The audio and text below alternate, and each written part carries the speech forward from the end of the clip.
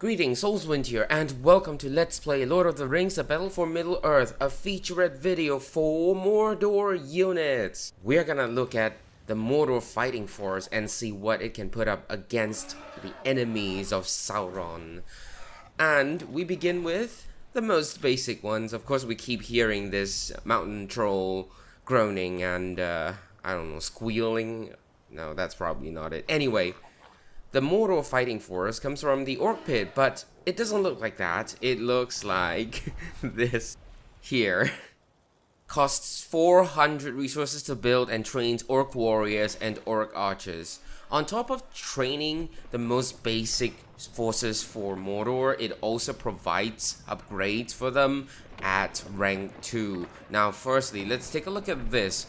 At rank 1, the health of Mordor Orc Pit is 3000, and from rank 2 onwards it provides a plus 25% faster build speed, followed by the 50% faster build speed at rank 3.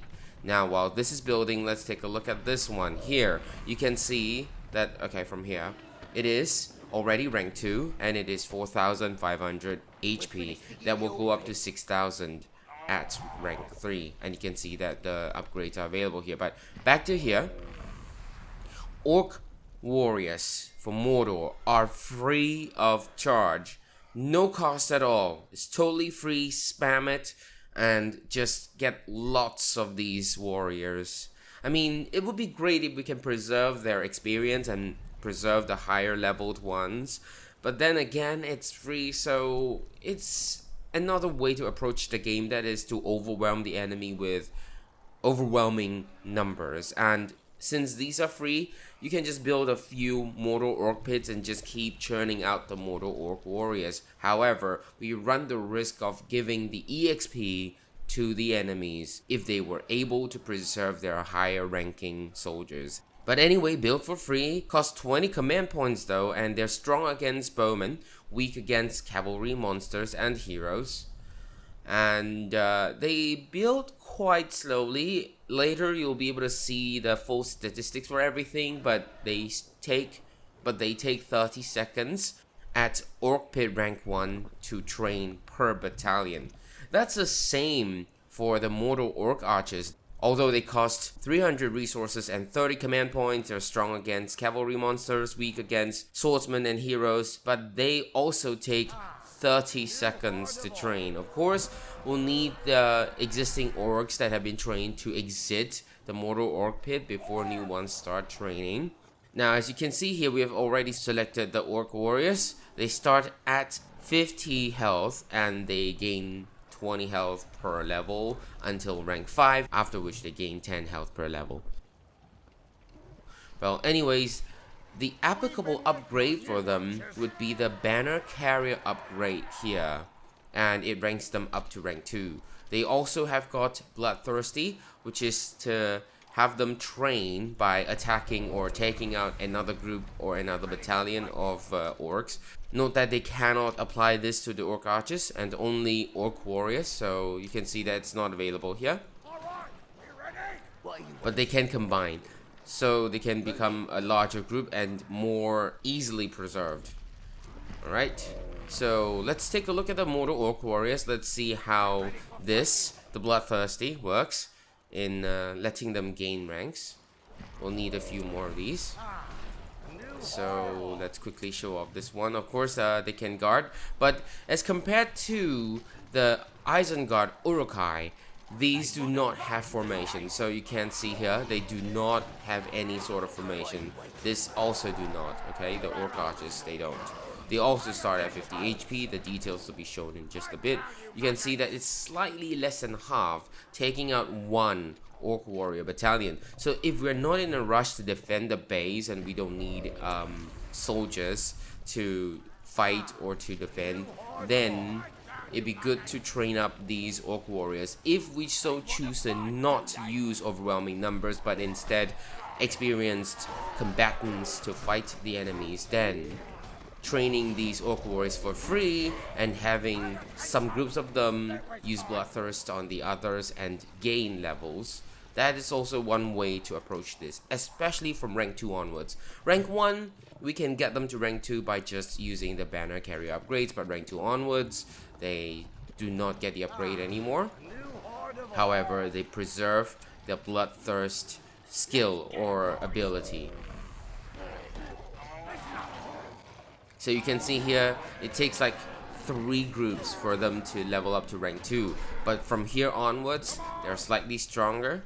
Alright, you can see that they're 70 HP now, and they've got better attack, better defense, and they can replace their fallen soldiers by themselves.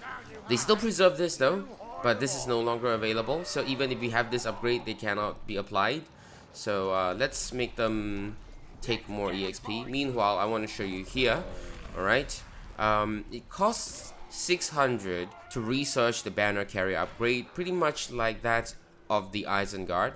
And for this fire arrow upgrade, it is 1200 to research. Fire arrows provide a plus 15 damage bonus to bowmen, or rather in this case Mordor orc archers. Meanwhile, the banner carrier upgrade just brings any battalion from rank 1 to rank 2. Right? And these are the costs for researching these upgrades. We still have to purchase the upgrades individually on each of these battalions that we want to upgrade. And the upgrade purchase is affected by the number of furnaces we have. We have got more than 6 furnaces. That's a 40% reduction in the costs, which is why you see here that it costs only 360 for the banner upgrade. It would have cost 600. The fire arrows, although cost 1200 to research, also cost 360 to be purchased on the orc archer battalion. So could have been 600 without the discounts. Alright, so let's see how they look like with these upgrades. They can be purchased here, but this one, no. Horde already has this upgrade because they're already at rank 2. You can see that once they're upgraded, they have this fire arrow design, or rather animation on them, which is really nice, having these banners. And also note that the banners are different. So you can see this is the eye of Sauron on the banner. Okay, it would have been the white hand of Saruman for the Isengard warriors. Also, I didn't mention in the Isengard episode, but when they're actively selected, it's a different stance. When we deselect them, they go into their idle stance, which also sees them fighting against each other or amongst each other sometimes. These orc warriors, that is. So you can see that, yeah, they do this, and then if we deselect them, it's a different stance. Alright, you can use this to give them more EXP, which will bring them up to rank 3. This can be done up to rank 10, which is like something that's really cool for both the Isengard warriors and the Isengard Uruk-hais as well as the Orc warriors. They don't need to see combat to reach rank 10. They can use the Bloodthirst or Bloodthirsty to reach rank 10, and you'll be able to field a very experienced group of soldiers against the enemies without them ever having seen these groups exist. Now these have been researched. This is already rank 3. Yeah, I'll need to cut away to rank 2 and freeze the frame there. You see that the rank 2 looks different from the rank 3 orc pit. Alright? And this is something that doesn't happen on the Isengard Uruk pit, because rank 1 and rank 2, they look the same. But here, the rank 2 Mordor orc pit has this green goo as compared to the brown goo. And at rank 3, they have the banners. That's the difference here. This is a rank 3. The rank 3 was simply just having done researches, so these seem to give EXP to the Mordor orc pit as well. So a rank 3 Mordor orc pit can really churn out the numbers with this free cost on the Mordor orc warriors. And this can be a fighting style or a strategy when using the Mordor faction. Now for these orc archers, they are at rank 2. These are rank 1. Even if we were to combine them, they preserve their rank 2, and so the entire group is rank 2 now. Okay, this is rank 1, this is rank 1. They both are at rank 1. Nevertheless, we now need to spend only 1 time worth of the research or upgrade cost, and this entire battalion gets the banner upgrades and go up to rank 2, although they do lose the Bloodthirst ability. You can see that selecting them still has got a different stance for them, and you can see them fighting against each other here, the Mordor Orc Warriors. That's all there is to the basic units of Mordor. There are more other units for Mordor. Let's continue to stay at Mordor first. The Mordor Troll Cage costs 1,200 resources to build and trains Mountain Trolls and Drummer Trolls. These are considered the monster types. So for Isengard, the Warg Riders are considered cavalry. Here, we don't really have cavalry, we have monsters. So in that case, the Mordor Trolls are considered monsters. And at rank 1, the Mordor Troll Cage is 3,000 health, and from rank 2 onwards, it does a plus 25% faster build speed. Rank 3, 50% faster build speed, alright?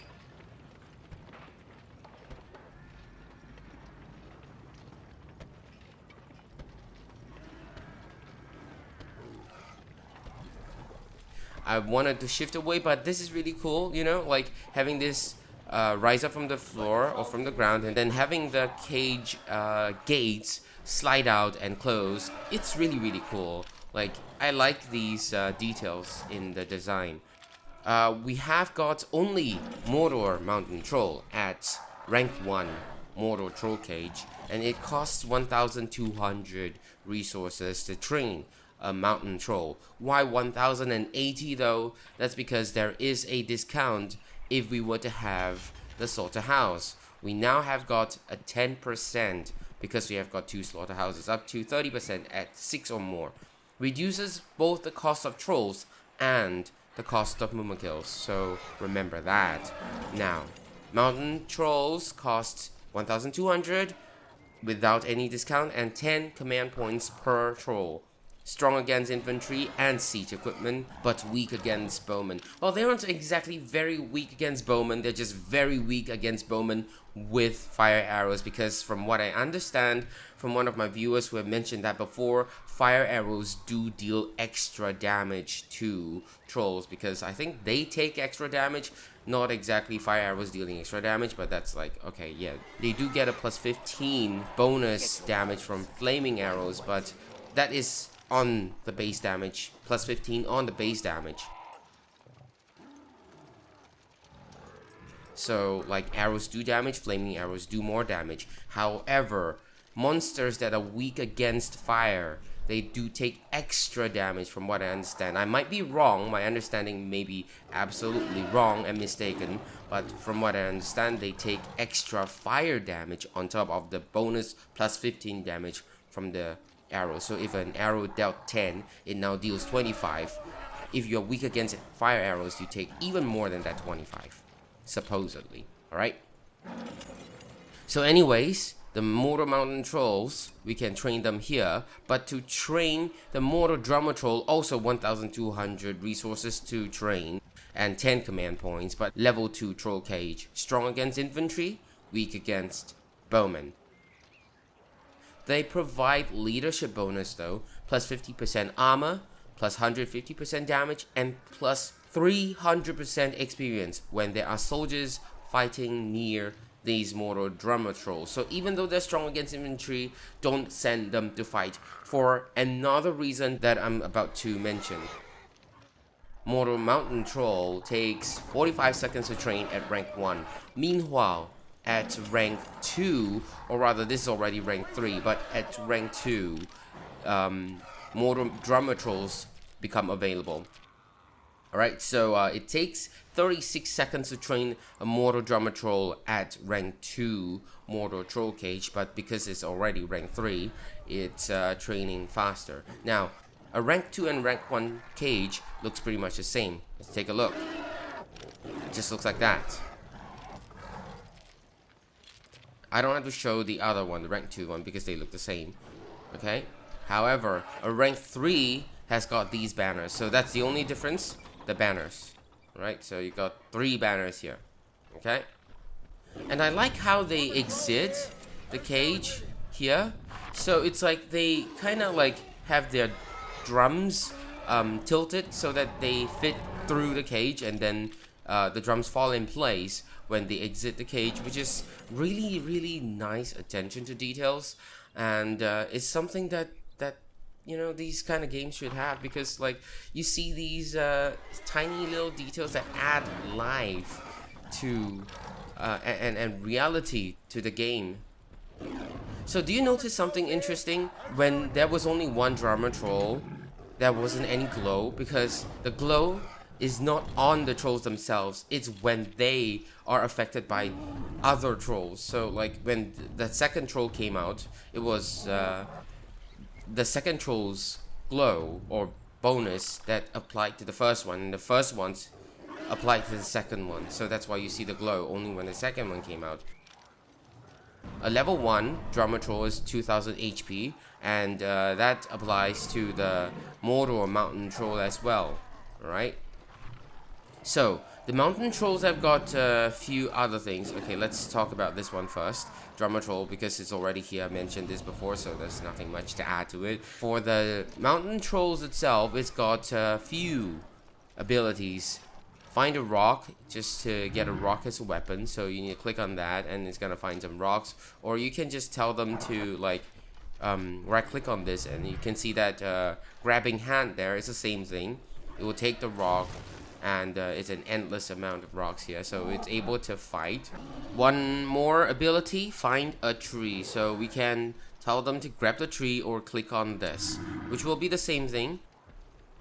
They're just gonna get a tree and then like use the tree trunk, or like basically that's a club, and you'll permanently be holding the club, thereby disabling this one, find an orc to eat. Okay, it's no longer able to find an orc to eat because it's holding a weapon now.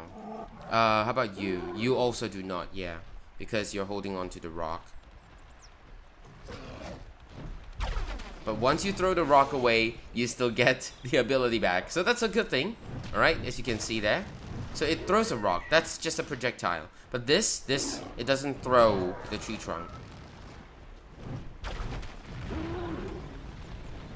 But it's very strong against Walk Lair. 2 hits from them, and this is already down to like less than half.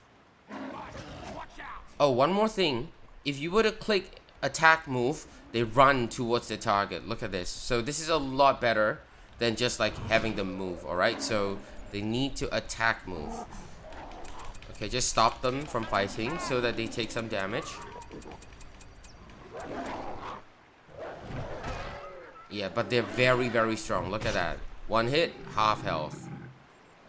And then another hit, and it's already down. Alright, so one more hit, this would probably be almost near falling.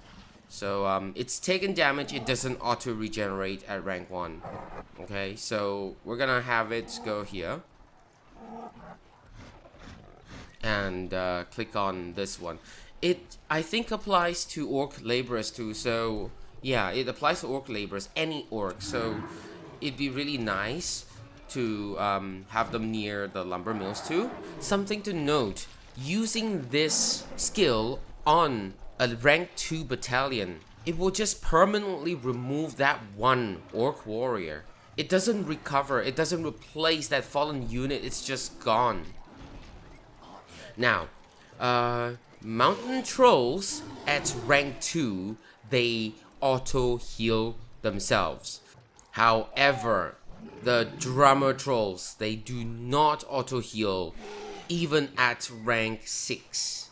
So apparently from one of my viewers, if we were to patch the game or something, they do heal at rank 2. The version that I'm playing on is the original version that is unpatched, directly installed from the CD, and no patches or updates have been applied. So the drummer trolls, they do not heal. Let me load another save game and I'm gonna show that to you. Okay, now this is not the peaceful mode. We have got enemies here, and you can see here, this is a rank 6 Mordor drummer troll. Alright, it looks pretty much the same as a rank 1. Unfortunately, there's no aesthetics differences between a rank 6 and a rank 1. Look, okay, it looks the same. It's only got this rank thingy above its head, but it looks the same thing. I select them both. Yeah, their idle mode and their selected mode is different. You can see here. Alright, this is their idle mode. And this is a selected mode. Right? A rank 6 has got a lot more health as compared to rank 1. 220 more health. But they do not auto heal as compared to a rank 2 mountain troll. This is rank 9. And it is still full health, meaning that it has been healing. Alright? This is a rank 1. It's close to rank 2, as you can see here. Let's have it see some combat and go up to rank 2. And you can see some aesthetics differences. You can already see it here. And this is the one that's holding the club, okay? The tree. You saw that the tree looked different. Now it's spiked club. At rank 1, it's just a tree trunk. Right, let's have this one without the club go to rank 2. Look at this. No damage. Because this is the repairer. Because it's a repairer. And you see that there's no damage. So this looks like a typical orc laborer, but no, it's actually a repairer, alright? Yeah, doesn't do damage. But now you can see here, okay? It's a rank 2. And you can see that it looks different now. It's armored. And we can have it take some damage, okay? See, it's taking some damage. It's very good against infantry. Alright, as mentioned, it's very good against infantry, but bad against archers. More importantly, bad against fire arrows. But we can have it leave, and you can see that it's gonna heal. How to see it healing though? It's got this blue glow around it. The blue glow is the one that's giving it the healing thingy. So we can make these walk away so that it doesn't have the golden glow from the leadership bonus. Okay, it's still active though. Yeah, see the blue glow? It's just gone just as the thing fades away. But I think you saw it, right? It's pretty much the same healing kind of thing. Okay, we're back here. So again, I don't really like having anything that's susceptible to fire arrows in the midst of our people because they just get taken out so easily when pit against hard AI. And the thing is that they do friendly fire, so like when they go berserk, they just hit everything around it. And you see, this is actively selected, but they still fight against each other, so that's kind of interesting. That's a really nice design detail though. Like, they don't just stand around, they behave like how they would in the lore. Like they're just fighting machines, so they fight against each other during their boredom, you know? So that's a pretty cool thing. Okay, now with that said, we are not going to the Mordor siege yet. We're going to more combat units, and that would be over here. We have got the Haradrim, the Rhun soldiers that pledge their loyalty to Sauron. And we start with the Mordor Haradrim Palace. At 300 resources to build, trains the Haradrim and the soldiers of Rhun. At rank 1, it is 1,500 health, and at rank 2 onwards provides plus 25%, rank 3, 30% faster build speed for the units from the Haradrim Palace. Now, the Haradrim soldiers are slightly different from what we've seen thus far. The Mordor orcs, the Uruk-hai warriors, they are like groups of 10, combined as 20. These are groups of 5. So they're a lot harder to preserve in combat. The Mordor Haradrim costs 200 resources to train and 10 command points, strong against swordsmen, weak against archers. They are not exactly bowmen. I made a mistake. They're like still considered bowmen, so they do deal somewhat more damage, like because they do piercing damage from the lancers, so they throw lancers, all right? So they're good against monsters, they're good against anything that takes more damage against bowmen, but they themselves are weak against archers. So the Mordor archers, any archers. So specifically archers though, it doesn't say bowmen. They're weak against archers, alright? So they do take more damage against archers. They themselves are not exactly considered archers, but they do piercing damage. from what I understand. I might be wrong again, so yeah. Also, they have got formation, so like if you put them in wedge formation, that's a plus 25% damage but minus 25% armor. So they're already not easy to preserve because of their lower numbers, but now taking away armor from them, that's just unwise. But they do have this banner carrier upgrade, which brings them up to rank 2.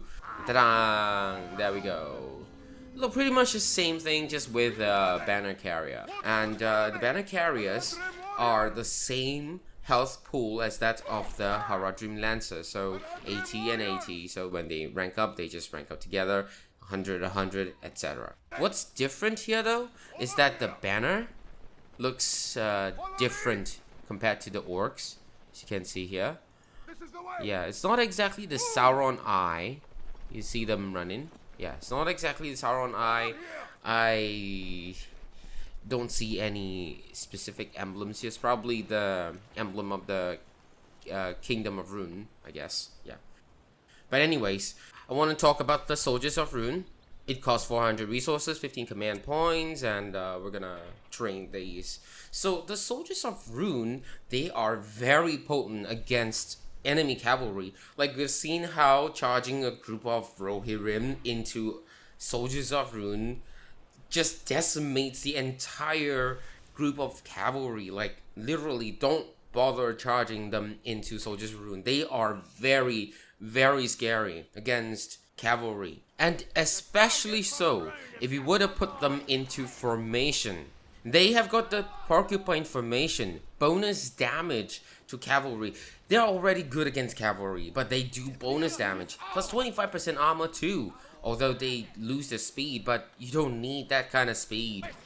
So Soldiers of Rhun, 160 health, a lot more than the 60 that these start with, okay? The Haradrim Lancers.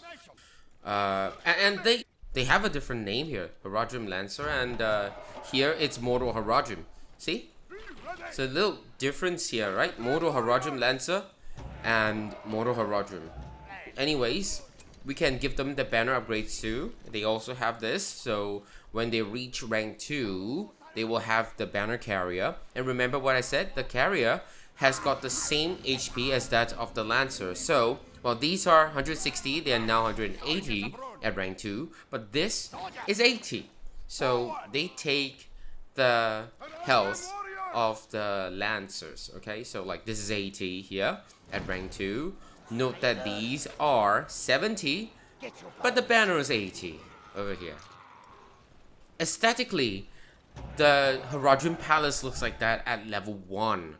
Rank 1. Not only does it get extra speed at training soldiers, but they look different at rank 2 already. Look at all these horns, like tusks or something, from the Mumakils, I suppose. Look at these. They already look very imposing at rank 2.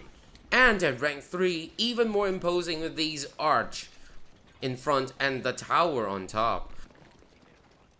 So anyways, with that, we have got more from the Haradrim, and that is this one. This is considered cavalry actually. The Mordor Mumakil pen trains Mumakils at 2,000 resources to build.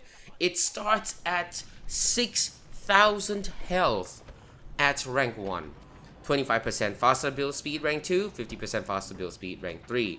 And at rank 3, something unique here.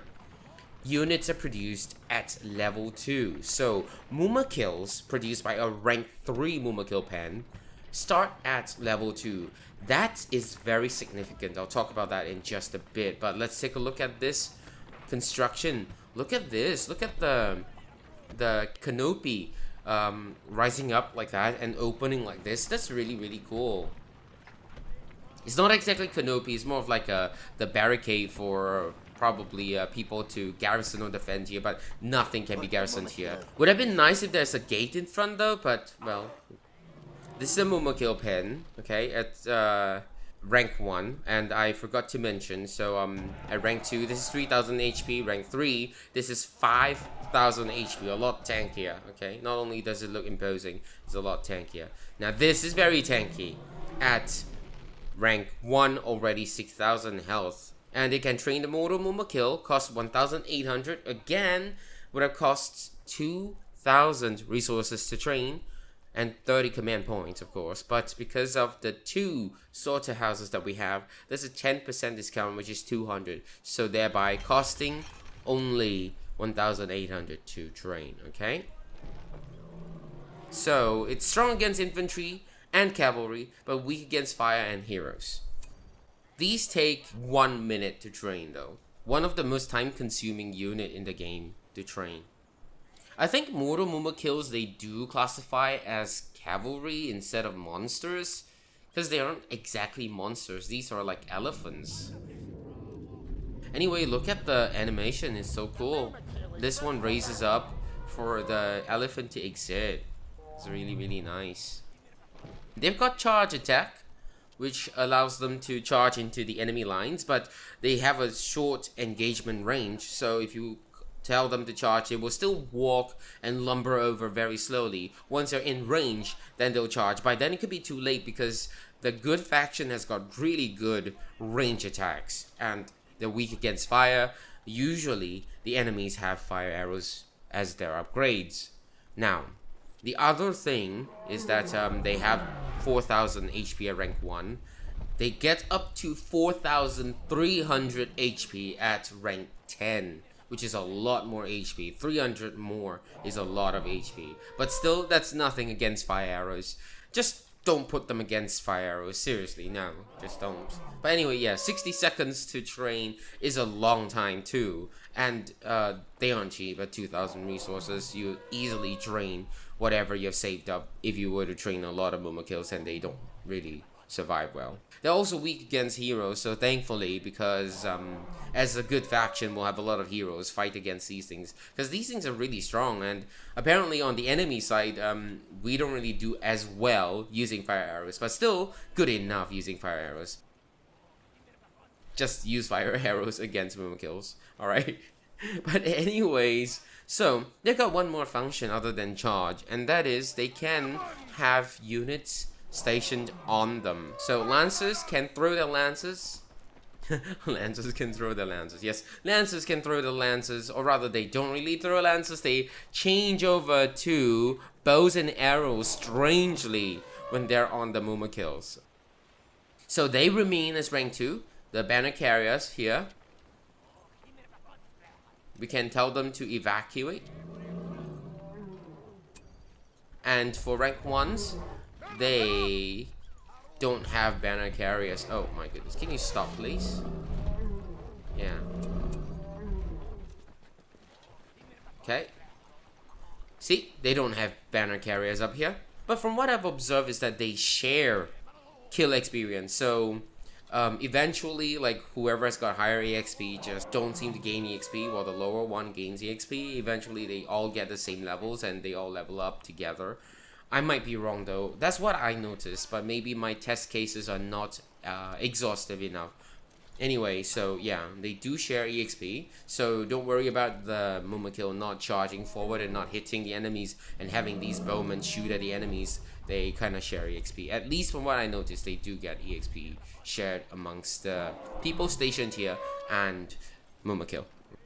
So now let's evacuate them, and you can see that even melee units can be stationed on the Mumakil. So this acts like an armored personnel carrier, APC, huh? Yeah, but nevertheless, they don't fight, okay? So they just become APC, that's all, see? Okay, one more thing. Remember that at rank 3 Mumakil pen, units are trained at rank 2. So firstly, it looks like that at rank 1. So nothing. Quite imposing already, given the spikes and whatnot, the stakes. Okay. Then at rank 2, it's got these tusks from Mumakils, I guess. Yeah. But apparently the size looks very different, like disproportionate to the actual tusks of the Mumakils. But it looks very imposing. But look at this. Oh my gosh. At rank 3, and just as this one comes out from within. Rank 3, look, it's got the banners, and these banners, they really do add to the entire aesthetic and makes it look a lot more impressive. Let's have a better look at it. Okay. Yeah.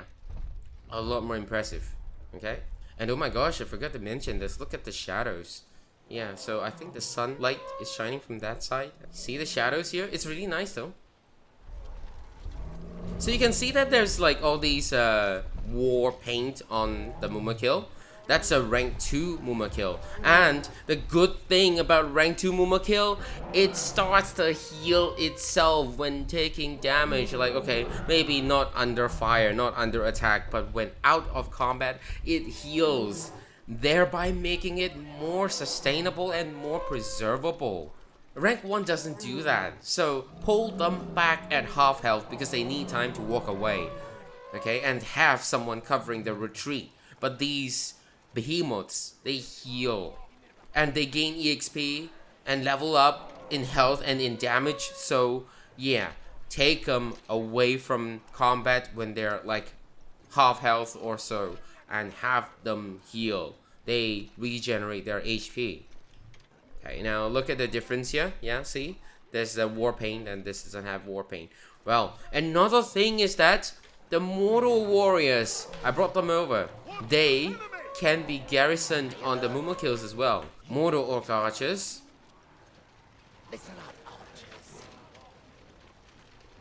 See? They can be garrisoned here and they do fire, okay? Groups though, I don't think groups can fit. Yeah, see? Doesn't fit. So combined battalions don't fit. But how about melee Mordor orc warriors? They fit. So this can do good as an APC, really. Armored personnel carrier. Yeah. Although they don't really fight. Yeah, you can see here they are still carrying their melee weapons. They don't convert to ranged weapons, so they do not fight. Now, the thing is that if you charge through your own ranks to attack the enemies, like you target the enemy, it charges through your own ranks, your soldiers take friendly fire and fall to the trample damage. These Mumakils, they can be used as siege and they can do quite a lot of damage against buildings. And they do a lot of AoE damage too against groups of soldiers because of their wide attack area. But they are not the best siege, because Mordor has got siege. Oh wait, hang on, before I move on, yeah. At rank 3, this is 8,000 HP. Rank 2, oh sorry. Rank 2, 7,000, okay? So this is a very tanky building. Very, very tanky. Now, okay, back to siege. We've got the Mordor Siege Works. Mordor Great Siege Works, not Mordor Siege Works. Great Siege Works. 1,500 resources to build and build siege weapons. They are at 4,500 HP at rank 1. And they, from rank 2, produces 25% faster. 50% at rank 3. I prefer the Mordor Great Siege Works as compared to the Isengard Siege Works because they have got better siege equipment. I just feel that the siege equipment for Mordor is a lot stronger and a lot more wieldy. So for Mordor Siege Works, it produces the Mordor Catapult, 480 resources to build. No, not exactly. It's 800 to build, but because we have got the forges or the furnaces, they provide a 40% bonus because we got more than 6 of them. And therefore it's only 480 and 5 command points. Strong against structures and siege equipment, but weak against monsters, infantry, cavalry, heroes. Even archers do quite alright against them. Not so much, but yeah, quite alright. With fire arrows though, yeah, they do pretty well against these Mordor catapults. But it's really weak against monsters and cavalry, especially cavalry, because they reach it so quickly. But Mordor catapults though, they're really, really good siege equipment because of how they have got this really nice fiery projectile that makes it look very, very imposing and very, very scary when you see it rolling up against your fortifications, knowing that it's good against structures. And of course, it does well against enemy siege equipment too, so something that we want to really prioritize when we have a need for siege equipment.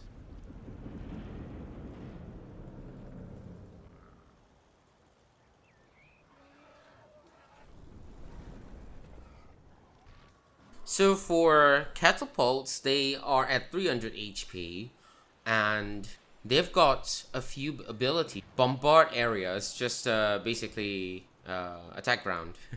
Yeah, so it keeps attacking. Look at this fiery projectile.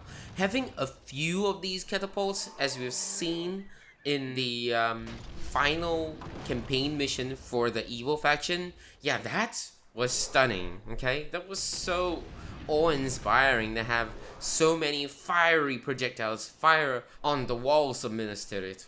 We can use the S key to stop it attacking, and we can use this hold fire so that it does not automatically acquire target and fire, because it does do friendly fire. But it's got this one too. It can switch ammunition to plagues. So basically the skulls, what they do is that they kind of like induce some kind of fear on the enemy, so the enemies scatter and don't fight when they're hit with the skulls. Attack ground, like that. You can see that, yeah. So this makes the enemies scatter. They don't fight, they just cower in fear. I still don't think it's good. I think it's better to deal raw damage against the enemies than to use this skulls thingy. With that said, we do have other siege equipment though, and that is the Mordor battering ram. 240, no, it's actually 400. I mean, without the discount, and 5 command points. Breaks down walls, gates, and enemy structures. So yeah, it's basically a siege, and it does what it's supposed to do: break down walls and enemy structures. It takes 30 seconds to build, faster than the 40 seconds of the catapult. It's something that we can field quickly, you know. I mean, like, they both cost 5 command points, but it has to go close to the enemy, right? It doesn't get attacked from afar. 480 HP, no abilities. It does what it's supposed to do: break down walls and structures. Very straightforward. Now we got one more thing though. The Mordor Siege Tower costs 1,000 and 5 command points. Allows infantry units to scale walls. So it's no damage at all, but it allows infantry to scale the walls of the enemy fortifications, because, you know, Isengard and Mordor, we don't really use walls. We use overwhelming numbers and use fear. But for the good faction, Gondor and Rohan, they have got castle walls. And in order to attack these fortifications, other than to break them down, the other way is to just bypass them by using the Mordor Siege Tower. So Isengard has got ladders to climb the walls. They're a little weaker. Mordor has got the Siege Tower, a stronger alternative to scaling the walls. It looks pretty impressive too. And yeah, at rank 2, the siege works look just like the rank 1. Okay, so rank 3 siege works though is this one. 4,500 HP, and it's got the banners. Okay, so I like the gate, so it opens, and that's really nice. And for the siege to rise up from the ground here, like it's built underground and then, you know, comes out from the underground. Yeah, that's really nice. But anyways, rank 2 is already 4,500 HP. So does rank 3. This is the siege tower, 2,000 HP. And the thing about these siege towers is that they allow units to be attached to them, just like the siege ladders for Isengard. However, only orc warriors can be attached to them. Okay, so this cannot. This can. I don't know why it's reversing though. It's kind of funny. I think it's gonna try to find some space, but once you attach to them, see, too late. It's already attached. So they move as an entity. Okay, and you cannot detach them. Okay, so it's like it's just attached. They lose their mobility. They don't just like, you don't get ask them to run forward and fight enemy archers. But the siege tower can let them scale walls. So as an end, after I show you the statistics, we'll go and take a look at how these siege engines fare against the enemy fortifications. But I think that's about it for all the units. And here we have them in full glory, all the units of Mordor, the fighting force of Mordor. I think I have every variation, I suppose, but anyways, yeah, that's it. Let's take a look at the statistics of the Mordor fighters. So you can see that the banner, though, is that of the Mordor Lancer. So this health pool of the Mordor Lancer is the one that will be shared by every other units that have got banner carrier. So yeah, if they have a banner carrier, it's gonna use that health pool. Alright, then you can see the available upgrades. Not a lot though, mostly just the banner and the fire arrows, and that's about it. There's 2 pages to this because I can't fit all of them into one, unfortunately. There's just so many units. I think Mordor has got the most number of units or unit types available, so yeah, there's plenty to show, and therefore it's 2 pages long. The first one is the Mordor ones. Of course, it's got the Mordor Siege as well. Then the second page is the Soldiers of Rhun that includes the Mumakil. So generally, the strength of Mordor lies in the free Mordor Orc Warriors. You can just keep using only Mordor Orc Warriors and just churn out massive numbers of them to overwhelm the enemy. But that's quite an interesting way because like you don't really have to do much, just rally them and send a large group, but don't send smaller forces of them though. It must be overwhelming numbers of them to ensure that there's a chance of survival. And that's about it. That's all for this episode, this featurette. I hope you found the information helpful. I might not be absolutely right, but I hope I was mostly, if not all, right. Let me know if I made any mistakes or if I missed out anything in the comments below. I hope you enjoyed this episode, and yeah, that's the featurette for Mordor Forces.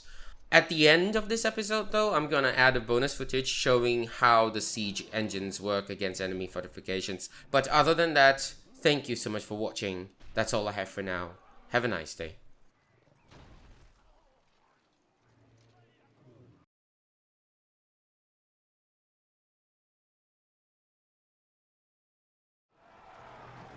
I don't really advise using Mumakil against enemy fortifications as a siege because it just probably won't ever survive to reach the enemy fortifications given how weak it is against fire arrows. But I'm fighting against easy AI, so yeah, whatever. But I don't want to give the wrong impression that it's a good siege. It's not. It's just fine, but it's not good. Anyway, let's attach these to the siege towers and let's have these rams fight against this thing. Alright. This thing... Wait, I thought I saw the HP or something. But anyway, I think it's 5,000 or something like that, if I remember correctly. Let's see how well the ram does. Okay, the battering ram does against the enemies. Okay, let's pull these back. Look at this. 1 hit. And it's down like that. 3 hits and it's down like that. Ta-dang! Down already. Oh, no. Okay, the thing about siege is that it'll try to engage the enemy from the inside. Like, tell it to attack, it doesn't really do anything. It just ignores it. Look, I'm clicking, it just ignores it. Go on, go to here. How about this? Yeah, okay, so this one doesn't work, okay? This thing doesn't work. But go there, yeah, it works, okay? Do this. And now it works. Okay, fine, whatever. There's something wrong with the thing. No, okay, it still doesn't work. But anyways, yeah, so that's it, and we lost some units already. So, let's send these over to fight. And they're not fighting. Look at that. Okay, I guess I can use you to go there. And now you fight this thing. No, actually, you're engaging this one. Ta-dang! And it goes down. So this is a very potent force, or rather, yeah, the battering rams are good. Okay, how about this though? Let's use this one, and let's first use the fire arrows on the gates. Pull back. You can see that it doesn't really do a lot against this thing here. Mainly because like it kind of misses, so I want to show how good it really is. So how about attack this one? No, yeah, here. Yeah, look at that. Look at the damage it does against so many of those things. Okay, much better. Yeah, okay. There's damage across all of them. Now let's use different projectile. So let's stop this and then change to projectile here. And then attack that. We'll see what happens. It's good against these things. Yeah, see? That's good against soldiers too, because they make them retreat and yeah. And no. Then these are gonna chase, which is not good. So yeah, that's something. Okay. So that's a scary thingy. The thing with using fear. So now let's see. We can't really attack here though. Okay. Siege tower doesn't do that. You need to attack on here. Alright. Okay, switch ammunition and then fight. You pull back. Okay, look at this group going over to here. Okay. And now they are separate. So you can see they will go up here. Alright. So that's what happens. Can we ask them to go back down though? Yeah, of course. It's a staircase, so they can go back down. Alright. And then they can leave. And this can be retracted too. See that? Yeah, it can be retracted. So we can combine them again, if anything, just to show this animation again. And look at how good it is against the archers. See? It doesn't even take any damage. It's still so full here. Right? So attack. Just lowers that, and then units can climb up. Although we cannot attach archers to the siege towers, we can ask archers to go up. And in fact, not only archers, we can get anything, okay? Just groups of them to go up. Even this one can go up here. Look. And see how much damage is taken? So little. See? The entire group can go up. Alright? It cannot be attached, but it can go up. So now we got the height advantage. And the archers are now in front so that they can attack. Yeah, okay. Yeah, they're fighting. Oh, and look, it can stack together. Funny, right? Target the same thing and they just stack. Okay, now we're back here with the Haradrim Lancers. Let's have them use the siege tower as well. So they can use a siege tower. And now we've got a lot of range units here. How about these? These are considered pikemen, you know, like soldiers of Rhun. It's pretty much like how we had a problem whereby Urukai pikemen cannot climb ladders. How about siege towers though? Can these supposed pikemen climb the siege tower? Well, they can. So we can send pikemen up the walls into the enemy fortification. So like if there were enemy cavalry inside, not that they can really do anything, but yeah, we can send soldiers of Rhun onto the walls. What is an add-on without using all siege, huh? I'm gonna show how it looks like with the Mumakil as a siege. Yeah, it's pretty alright in terms of damage. Seriously, it's okay, it's decent. It's just that it is not able to reach the enemy fortifications because it is so weak against enemy fire arrows. And enemies are gonna likely have fire arrows defending them. And they're also not very good against siege. Like trebuchets, you know, as base defense would totally melt these Mumakils as well. So no, I mean, like, okay, if you manage to get them close to the walls, yeah, they sure can be a good siege unit, but otherwise, nah, it's not as good. Damage-wise, definitely, but other than that, no. I don't think it's a really viable siege equipment to use.